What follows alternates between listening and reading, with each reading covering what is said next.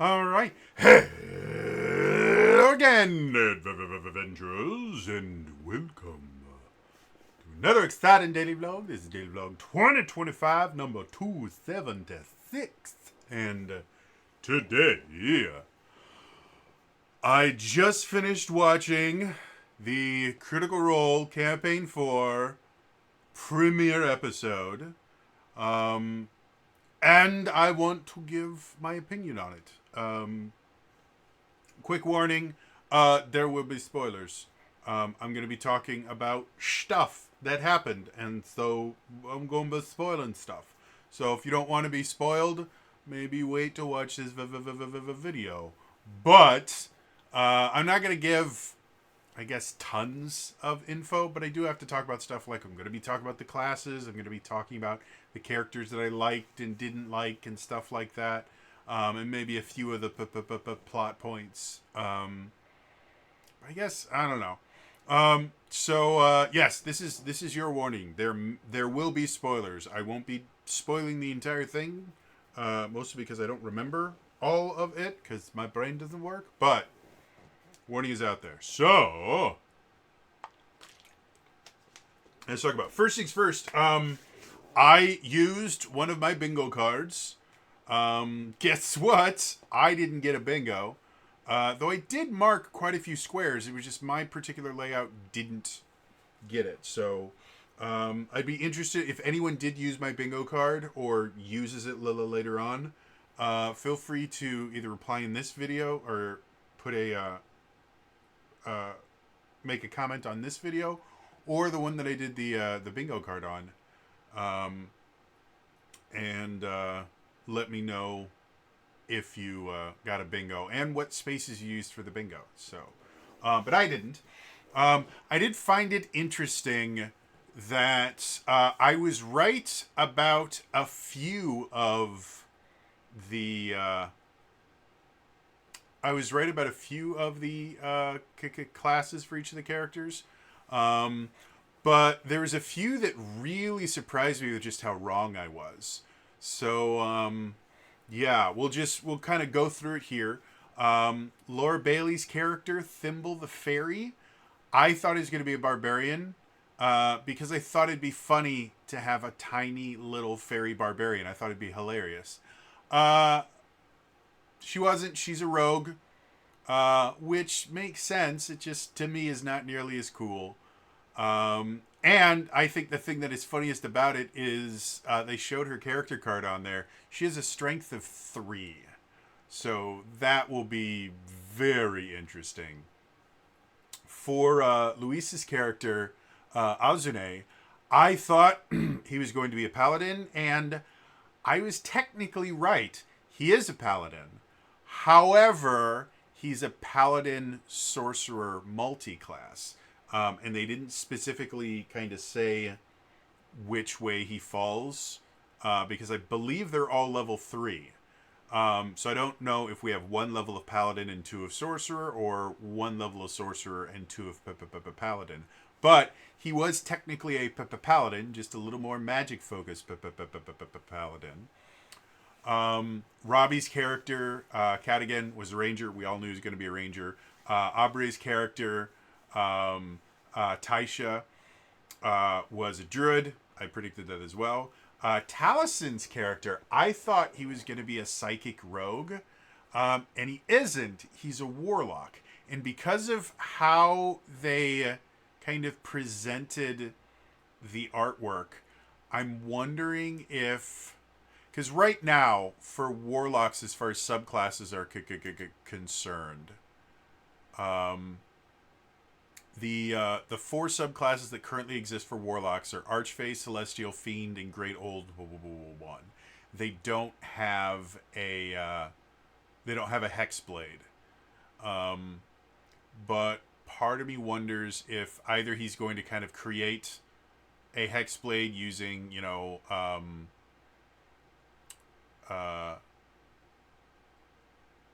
do they not? Yeah, the Eldritch Invocations to kind of create a Hexblade. Or if he's just going to use like the old Hexblade and do it that way. I don't know. But they do have, like, when 5th edition first launched, you could technically create a Hexblade Warlock because they did have a Pact of the Blade boon that you could take and other things that made it very Hexblade-esque, and you could just use the Hex spell in place of a Hexblade's curse. It wasn't exactly a Hexblade, but it worked. And so I'm wondering if that's the way he went, because he does show himself with that rapier, which is a very Hexblade, specifically Fey Pact Hexblades tended to use rapiers. So, yeah. So it's totally wrong on that. For Ashley Johnson's Kika character, Valus, I actually can't remember what I had for her, but it definitely wasn't Paladin. So I was wrong on that. For Mercer's character, again, I was kind of right. Sir Julian Davinos is a fighter rogue. So I wasn't 100% right because I thought he was going to go like Battlemaster Fighter.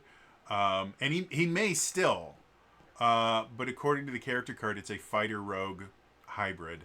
Which, multi-classing at level 3, in my humble opinion, unless you have a very specific build in mind, multi-classing at level 3 is generally a bad idea.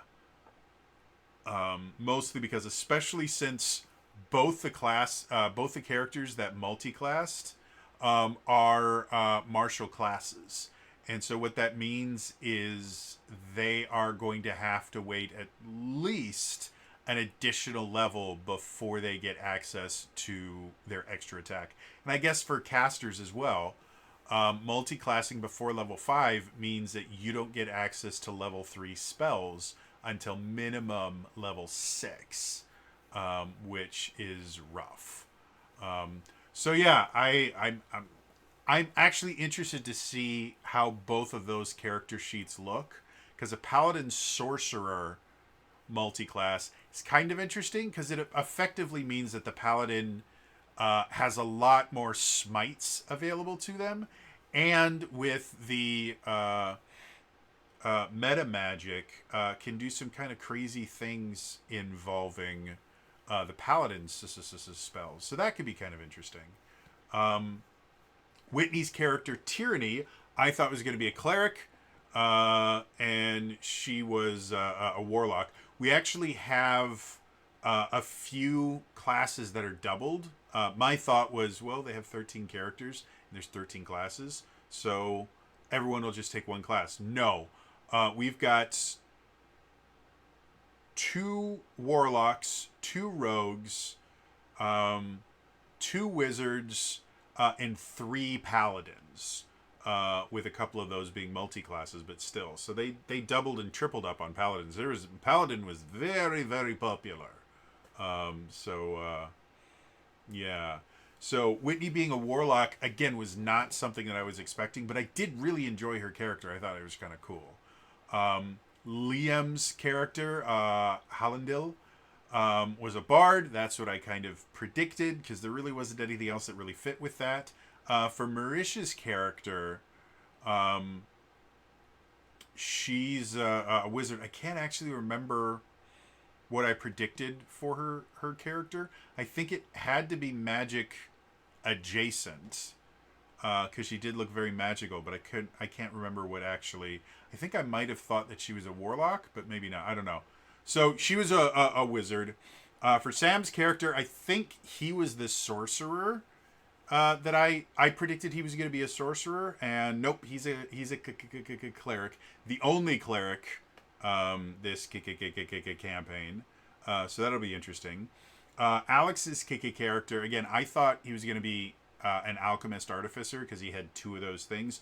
Nope, he's a wizard. He's a necromancer wizard, which I don't think. I have to look again. I can't remember if necromancer is actually one of the.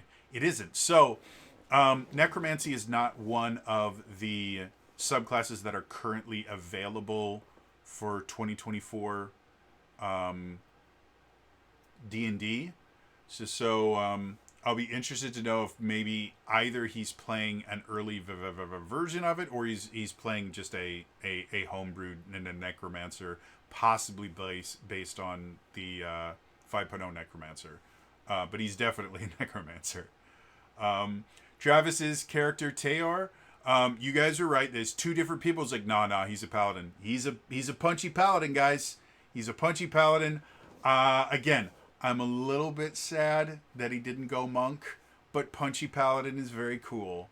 So, and I really liked his character, especially the voice. He has kind of this Russian, very deep, vocal fry voice for his character, which makes sense with him being a lion. But I really liked that. So yeah, overall, I was happy that I got as many as I did. I think a couple of them are going to be kind of interesting to see how they interact and everything like that. So that was fun. I've got to say, as far as characters that I am most drawn to right now, Azune, Luis's character, I adore. We got to meet him in the cold opening, which is another new thing that I'll talk about in a little bit here. But in the cold opening, we got to meet Azune and Hallandil. Oh man, Azune seems like such a badass, cool character. Because again, I saw him, and when I first saw everything he was doing, I was like, oh, he must be an Eldritch Knight because he has access to all these spells that a paladin just wouldn't. And then they showed his character card as Paladin Sorcerer. I'm like, oh, that's actually really interesting. Like a magic paladin. I've built a magic paladin style character, but it was a blade singer. But I treated them as a magic paladin, and I actually went back to look because I thought there was a more kind of magic oriented subclass for paladins in 5.0, and technically there isn't. And I was actually kind of surprised about that because I'm like, wait a minute, I thought there was a magic focused paladin, but there wasn't. So I like the idea of a magic paladin or an arcane paladin, I guess we could go, because paladins have divine magic. But like an arcane paladin, I think that's a really, really interesting idea for a character. And Luis played it super, super well. I like, oh man, his character I'm really vibing with. The other characters that I'm really into right now, obviously, Teor, Lion Folk, Punchy Paladin is massively cool. Alex's character is very, very cool as well. Mostly because of how different a character is. Again, I haven't seen Alex play a lot of different characters. If I remember correctly, I think he was in the Elden Ring one shot that they did, and then obviously he was in LA by Night for like a couple years. And I remember him in LA by Night, and he played the more kind of, if I remember correctly, he played the more kind of bestial clan of vampires. That was his vampires from that more bestial clan, which was cool. But the character he's playing here is this very kind of young, kind of nervous, kind of bundle of nerves kind of a character that doesn't seem to quite understand all the kind of social norms. And that's always a fun character to play. And I think he pulled it off really, really well. So right now, those are the characters that I'm really vibing on. So I'll be interested to see where those characters go as far as what tables they go to. Because it'd be really, really cool if I could have a character that I just naturally really enjoy at all three tables. We don't know how they're going to be split up yet, though. So, yeah. So those are the characters. Let's talk about kind of the format. So something new that they added was the shows now start with a cold open. If you're not familiar with that term, a cold open is a television term where basically the show starts right at the beginning. Instead of having like an introduction or anything like that, you have the cold open. I know, what was it? I think, for example, if you ever watch an episode of Cheers, Cheers starts with a cold open where Generally, the cold open will be kind of separate from the rest of the stuff that's going on in the episode. It might set up the rest of the episode, but generally, it was just a little thing that you could get, a couple quick jokes out, and it instantly drew people in. And then at the end of the cold open, you would get the Cheers thing.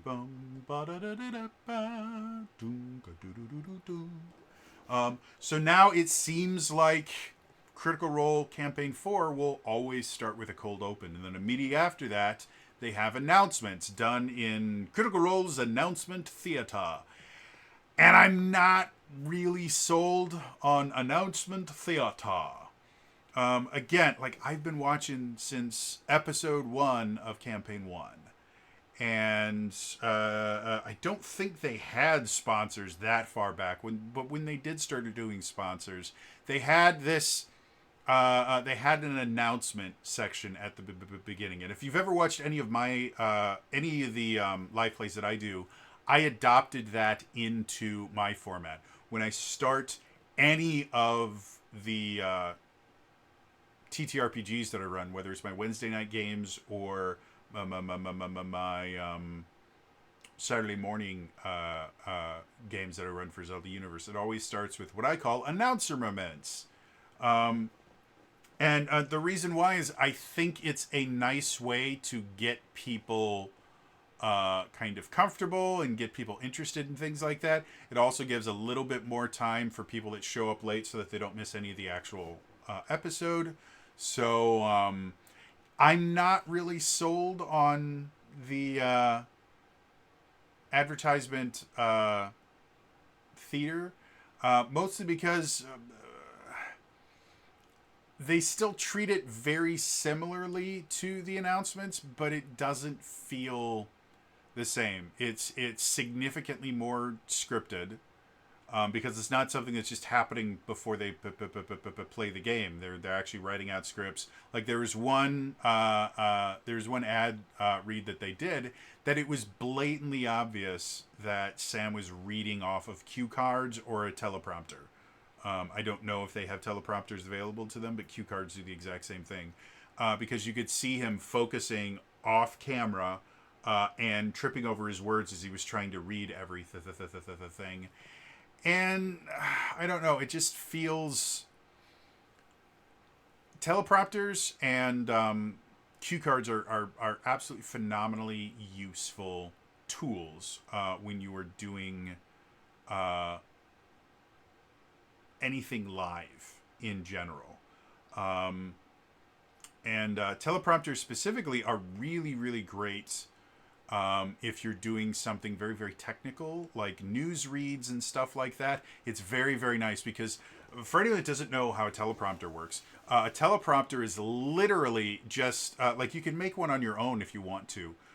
All you need is a tablet or something like that where the text can scroll, and then a pane of glass on an angle. And so what you do is you set it up so that the glass is on an angle so that the reflection is reflected right back to you, but then you have a camera behind it that can shoot through the glass that the angle is not so steep that it actually refracts any of the light to the camera. And so the camera can't see any of the text. It looks like nothing to the camera, but you can see the text, and it makes it look like you're looking directly into the camera while you're reading text. However, using a teleprompter is an actual skill, in the same way that for musicians, the ability to use in-ear monitors is an actual skill. Not everybody can do it, and it is something that you have to actually learn how to do. If you're going to be using something like that, or cue cards, or whatever you're doing, you do have to put forth the effort to actually learn how to do it correctly. Because simply because you have a teleprompter there doesn't mean it's going to seem natural or anything. And so that particular ad read, I just really didn't enjoy it in any way, shape, or form, because it just felt lazy. Especially since, again, Sam Riegel is phenomenally skilled. He's a phenomenally skilled actor, and has been for like most of his life.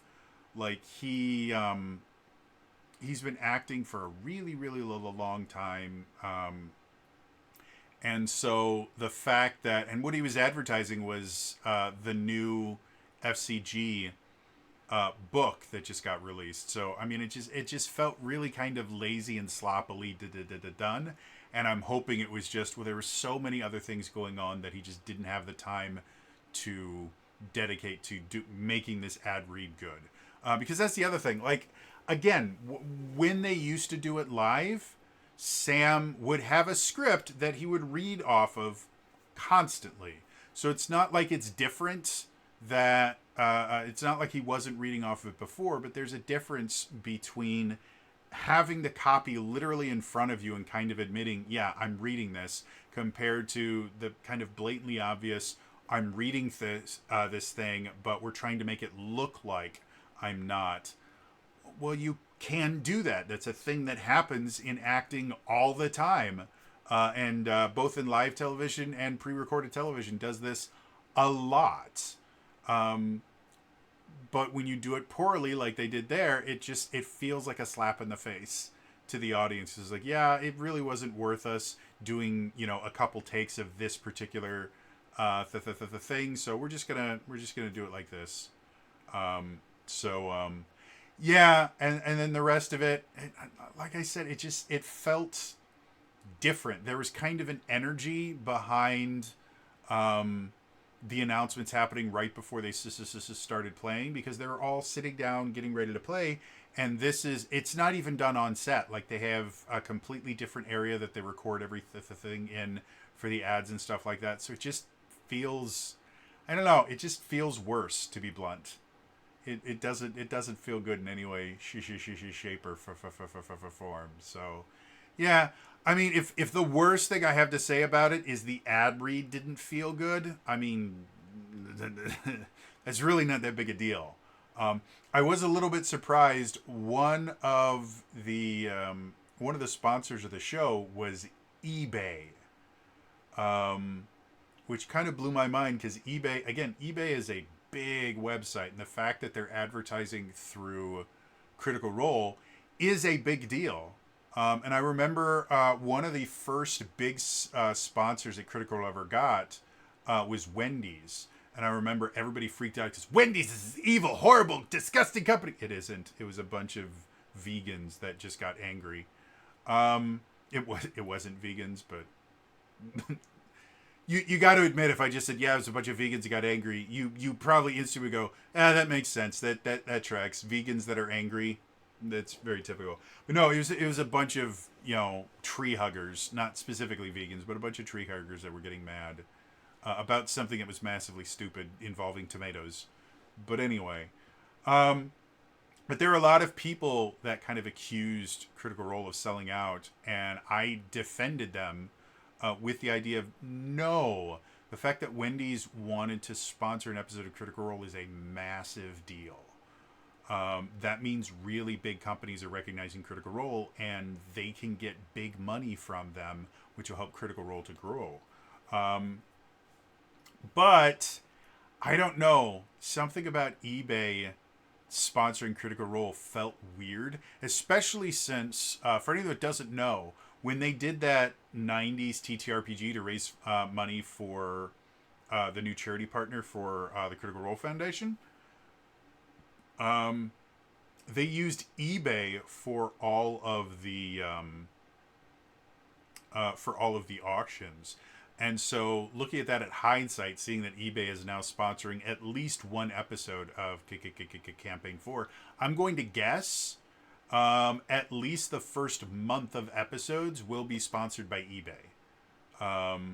And so, the fact that they were using eBay for charity and now are getting money for eBay just feels weird. Again, I can't explain it anything other than it just feels weird. And I don't know why. It might just be my brain, because I don't like eBay in general. Not that I think it's an evil company or anything. I just don't like it. The website itself just feels... It feels like it's still in the 90s to me. Like, I get a lot of this is me talking about my feelings, but Hey, I don't see my therapist until Monday, so, or rather, I don't talk to her on the phone because I can't leave my house and my therapist doesn't make house calls. So, so that in and of itself was okay. One of the things I thought was absolutely ingenious was uh, the way that they got all the characters together. I made a joke before about the idea of, you know, TTRPGs, all parties always meet in a tavern. And I talked about in a previous video why that works so well. Um, what they did for this one, instead of them all meeting in a tavern, which I thought would have been funny, basically they all meet at a funeral, which I find both hilarious and fascinating, especially since it worked really well. Like it having like literally on Wednesday night, I had to introduce a new character to an established TTRPG, and I've done this a lot, over and over and over again. And then again for Daily December every year, I start a brand new campaign every year, and so I have to introduce the characters to each other. And so there can be situations where it's like blatantly obvious that you're kind of shoehorning a character in there because that's what you have to do. If you want the people to be able to play together, you just have to kind of get the characters together in some way, shape, or form. And it could have very easily been. Brennan very easily could have used this funeral setting to just shoehorn everyone in all at the same time. And he didn't. Every single person that got introduced, it made sense when they got introduced. And the other thing I found kind of interesting, they basically rotated through the cast. I thought, based on a few pictures that I'd seen, I thought they were going to have the entire cast sitting down at the table and would have some weird, like, 3-camera setup so you could see them all. That's not what they did. They stuck with their 2-camera setup, but basically people would come in and out and would kind of, like, musical chairs the scenes, which I thought again was an interesting choice. And again, it might have been a choice of necessity where it was the idea of, you know, it's really just not worth creating an entirely new setup when we're only going to use it for like 3 or 4 shows.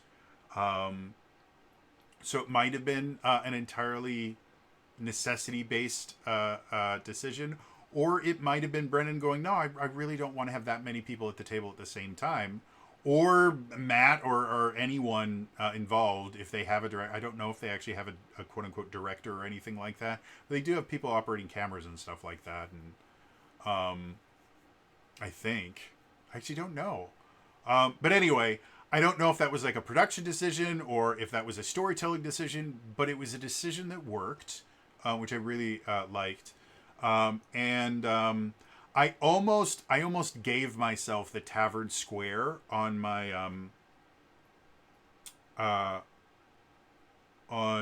bingo, simply because despite the fact that it was a funeral, there was a shit ton of drinking that was happening at this funeral. So it was a very tavern-esque funeral. Yeah, it is what it is. I enjoyed it. I thought it was really interesting. The plot itself, again, I'm not going to go into too many details, but I will say I understand very little of what is going on right now. And I think that is the intention. Because as far as I can tell, the player characters themselves don't understand what's going on either.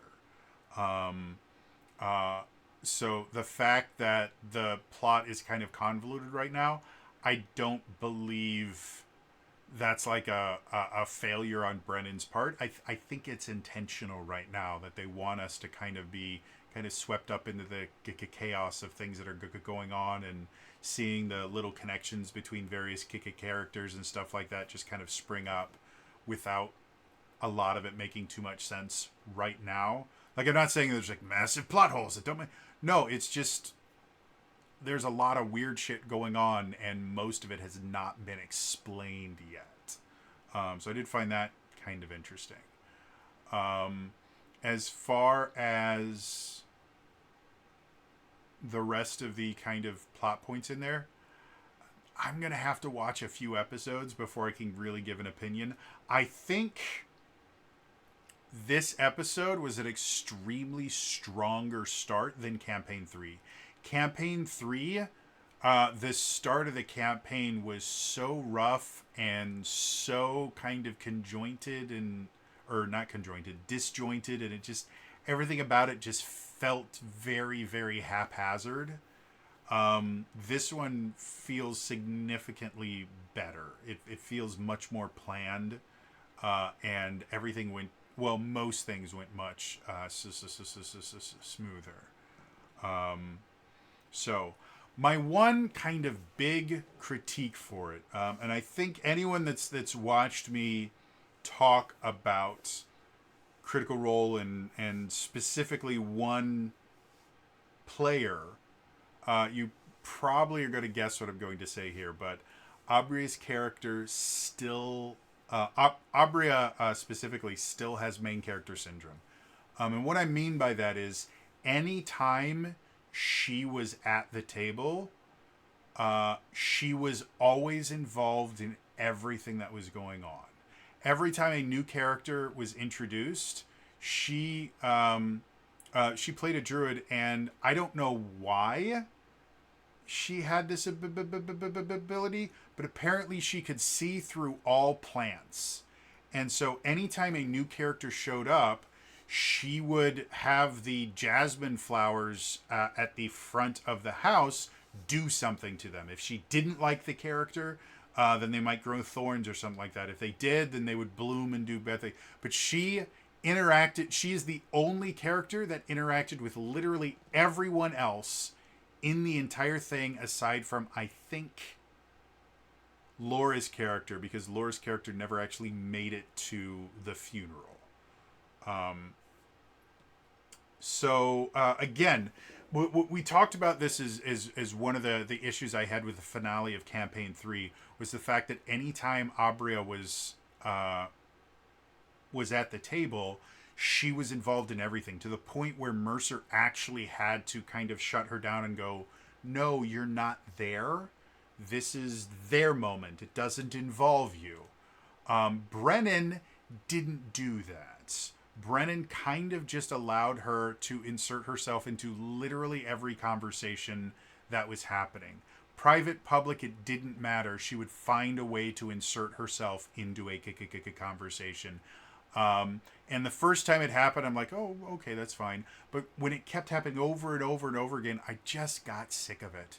It's not that her character isn't interesting. It's a very interesting character. But again, it's that main character syndrome where she always have to...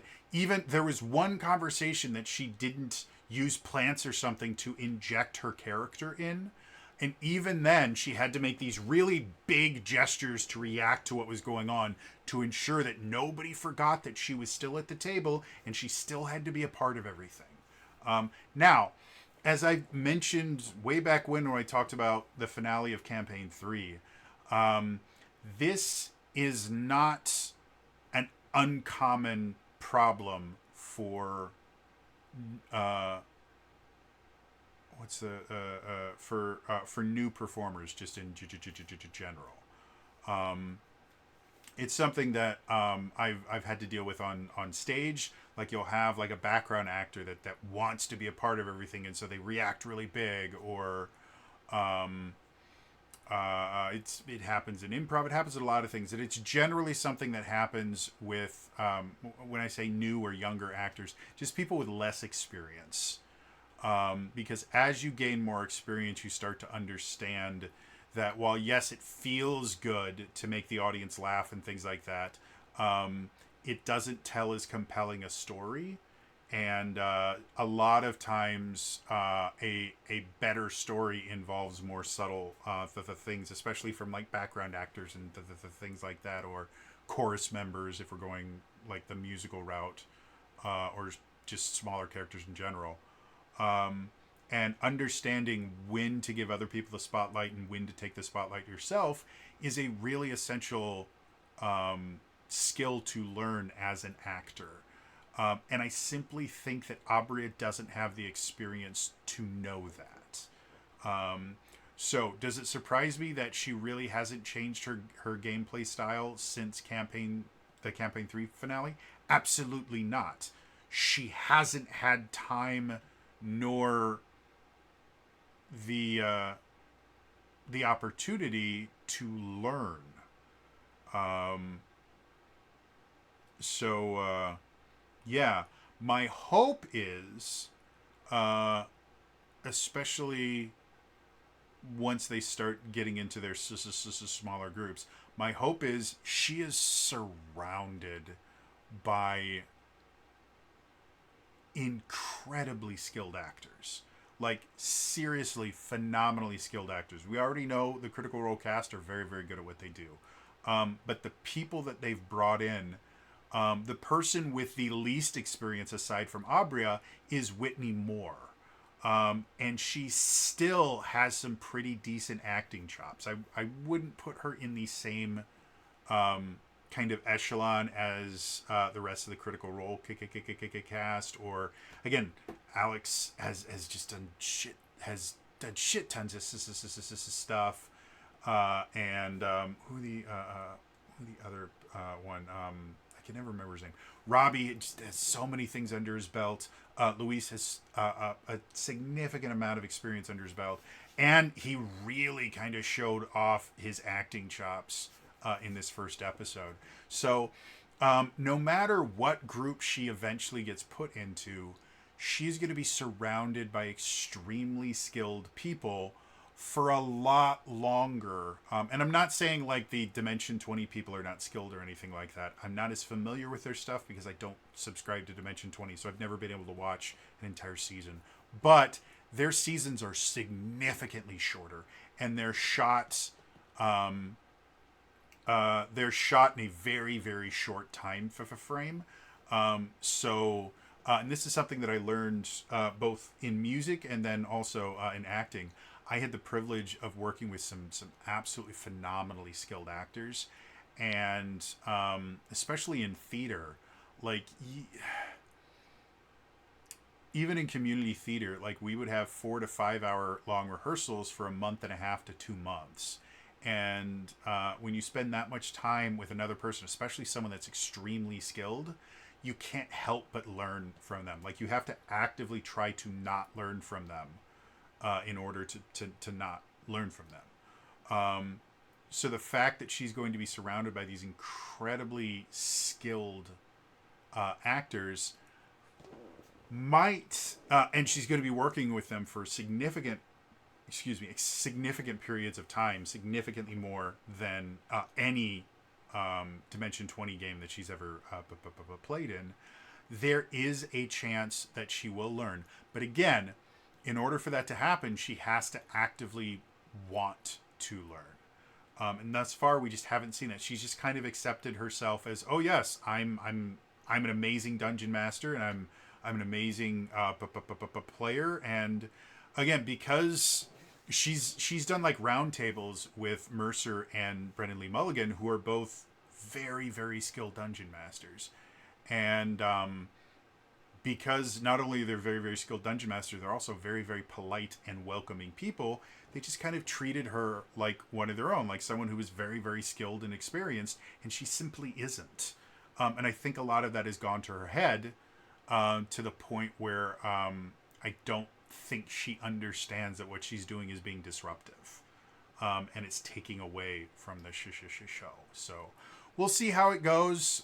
It may be that I just don't watch the sessions or the table that she's at, because again, I started getting really, really frustrated when anytime something was happening, she would like, oh, and the vines turn spiky because I don't like you.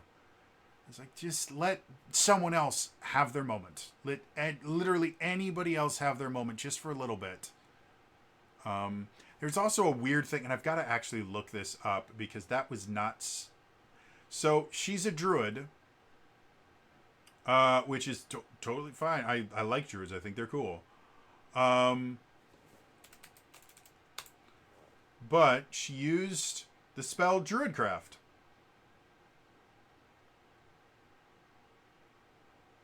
Yeah, so a slight plot point that doesn't actually relate to the plot at all, but something that happens. As I mentioned before, there's lots of alcohol at this funeral, which isn't a weird thing. In Wisconsin, that's not a weird thing at all. I don't know if that's true everywhere, but Wisconsin, people getting drunk at a funeral is really not that crazy. Um, but she imbibes a significant amount of alcohol and she gets drunk. Um, and eventually, when it's no longer as much fun for her to continue being drunk, she just asked Brennan, "Can I just use Druidcraft to make me instantly sober?" And Brennan's like, "Yeah, sure, whatever." That's not something that Druidcraft does. Druidcraft in the 2024 version has four things that it does. They have Weather Sensor. You create a tiny, harmless sensory effect that predicts what weather will be at your location for the next 24 hours. The effect might manifest as a golden orb for clear skies, a cloud for rain, falling snowflakes for snow, and so long this effect persists for one round. The second thing you can do with it is bloom. You instantly make a flower blossom, a seed pop open, or a leaf bud bloom. Three is sensory effect. You create a harmless sensory effect such as falling leaves, spectral dancing fairies, a gentle breeze, the sound of an animal, or the faint odor of a skunk. The effect must fit a 5-foot cube. And then fire play. You light or snuff out a candle, torch, or campfire. That's all Druidcraft can do. And she used it not only to instantly um, uh, she used it not only to instantly make herself sober, but she also made Whitney Moore's character sober instantly. And I don't know where that's coming from. And it was, again, it sounds like a stupid thing to get caught up on. But it's just one of those things like, well, if you're going to use the rules, then use the rules. If you're just going to make shit up, then give her a different cantrip. Like, if you want her to have the ability to instantly be or if you want to make a more powerful Druidcraft style cantrip, do it, but don't call it Druidcraft and then just give it random powers. Like, at that point, you're playing Calvin Ball, which is cool, but don't. It's kind of the same thing, the same problem that I had with the ad read being read off of a cue card. It's like if you don't have the time, you don't want to put forth the effort, whatever it is, don't try to make us think that you're not using something when you are. You know, if you're just going to read a script, then have the script right in front of you. That's what you've done for a decade, and no one got mad at you because they're like, yeah, that's perfectly fine. It's very possible that he got the ad read that day, right before they went on, so he wouldn't have had time to rehearse it or do anything like that. But don't try and kind of hide it that, oh, well, no, this is me really talking. This is a professional ad read. It wasn't. It wasn't good. And the same thing with this. You know, if you want, you know, you realize that making your character drunk was a bad idea, well then yeah, if you want to find a way, you know, I would be much more okay with something like a lesser restoration curing them than just a random Druidcraft cantrip. Like even Prestidigitation can't cure uh can't cure drunkenness or anything. Like I'd even have been okay with like casting Cure Wounds or something, just to go, well, yeah, you know that helps with other things, so that. But like I said, it was weird, and again, I already have a bit of a bias against Abria because again, I've seen her make mistakes and not own up to them or double down on them too many times before. Again, the whole you don't know why? Because fuck you, that's why. When she was the dungeon master was a mistake that shouldn't have happened. And she never learned anything from it. And then all the issues that people had with her at the end of campaign 3, again, she has never realized that, hey, that's not the way you really should be doing that. You're taking away from the other KKK characters. You're becoming a disruption. And so, yeah, when people make mistakes, again, I'm a big fan of mistakes. Go forth and screw up is the motto of the All for Geek Alliance. Failure is a significantly better teacher than success will ever be. It's not the fact that she's making mistakes that I have a problem. It's the fact that she refuses to learn anything from them and refuses to admit that they are mistakes. That is willful ignorance, and that's not something that I enjoy. And again, I don't think she's a bad person in any way, shape, or form. She just is inexperienced and doesn't know it. She's a prime example of the Dunning-Kruger effect. So yeah, overall, I really, really liked this episode. I mean, I'm up past my bedtime, recording this, so I enjoyed it. I'm looking forward to the next one. This is, to be blunt, this has been the first time I've been able to enjoy an episode of Critical Role in years. Because like I stopped watching live back in like 2020 when they went in the hiatus. I watched live from campaign 1 all the way up to, I think it was like episode 40 something or 50 was when they started doing it pre-recorded and stuff like that, because they took a break for lockdowns, and then when they came back it was all pre-recorded stuff because doing it live was just not feasible for them at that point, and then they just never went back to doing it live. But I watched live every single week with a few very, very rare exceptions for like 6 years.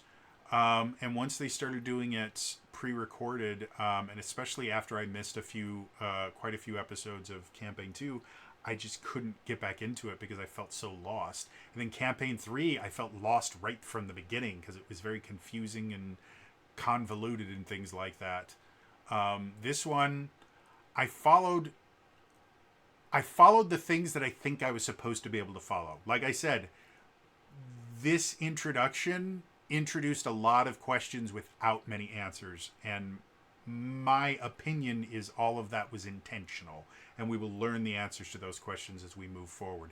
But it didn't feel convoluted. It didn't feel like we didn't know what we were doing.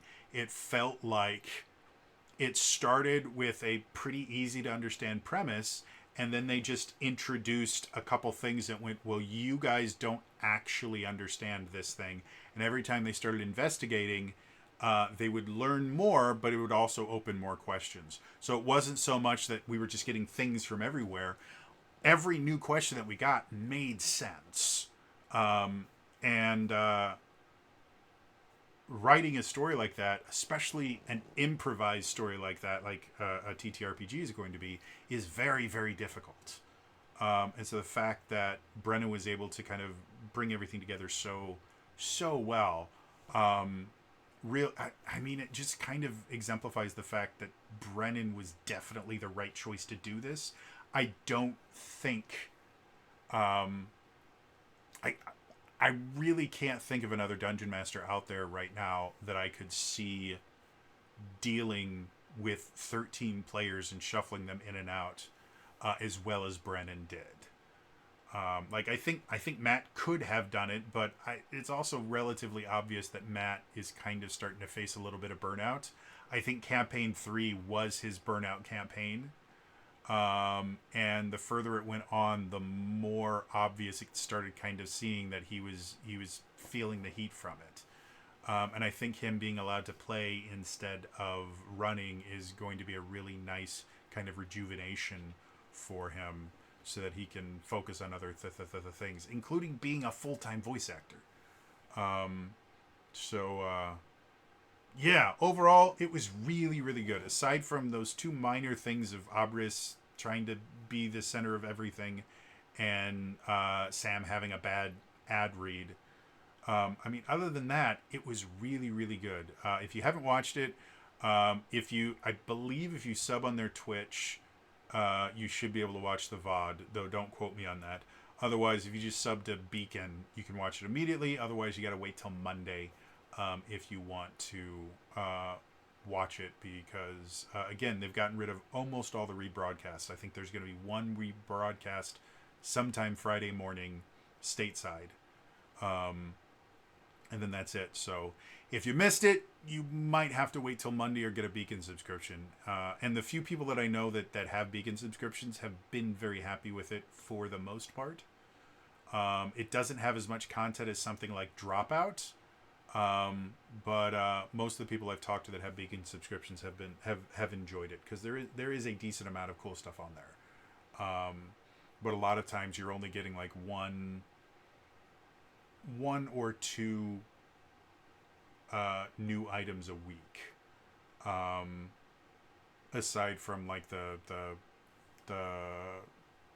Critical Role bridge stuff, which is technically new, but it's retelling of old stories. So, yeah, interested to hear from you guys. Did anyone watch the premiere? Did anyone use my bingo sheet or D&D? Show that they were using like Wizards D&D show that they were using a bingo sheet, but they didn't leave a link to make your own or anything like that, like I did. So that was annoying. But did anyone use any bingo sheet for it? And did you get a bingo? And what did you guys think of the premiere episode? Did you like it? Did you not like it? What were the things that you like? And do you have a character or characters that you're really vibing with right now? Let me know in the comments down below. Otherwise, again, that is all for me today, and I will see you guys next time. All right? Bye-bye.